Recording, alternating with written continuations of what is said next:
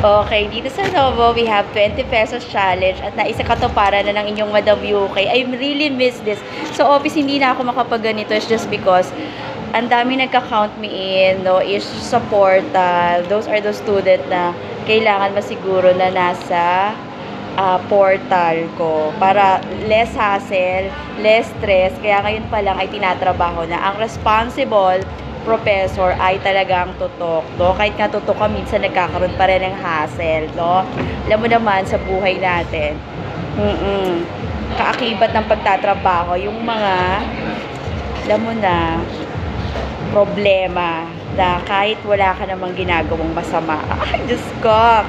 May mga wrong interpretation. So, 20 pesos challenge here at Novo. Itong ngayon Novo ay meron silang mala 7-Eleven. So, matagal ko na talagang gustong tikman to. Ngayon lang ako nagkaroon ng shot.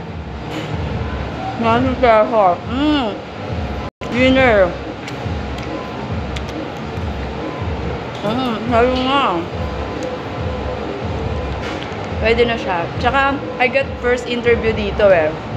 Yung presyo nila na, di ba sa 7-Eleven, parang triple, yung mga mini stop. Dito yung presyo ng grocery nila, same with their 24/7 store.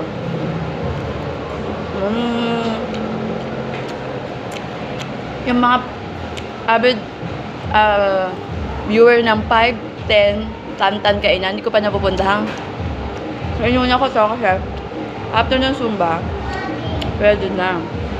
Diba? Walang siomay eh. Nung gawin na. Pwede na. So, okay yung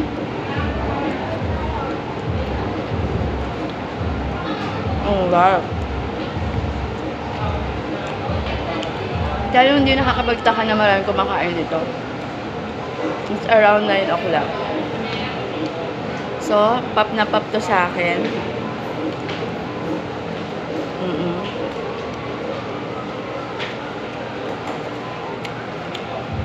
Diba? Nasasabi talaga ng totoo. Bukol naman ito.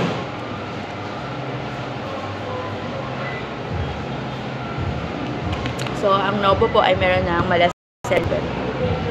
Punta po kayo. Alam niyo naman na Madam UK channel is practicality. Yung aking ba? Practicality ang pinopromote. At saka yung kanin nila masarap.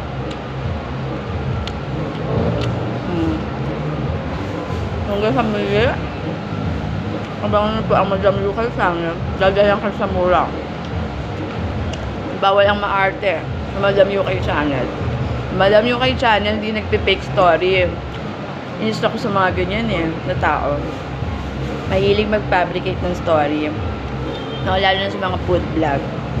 Kahit sa hindi food vlog, mga nagpa-fabricate ng story, elbow ko yan. Sheh.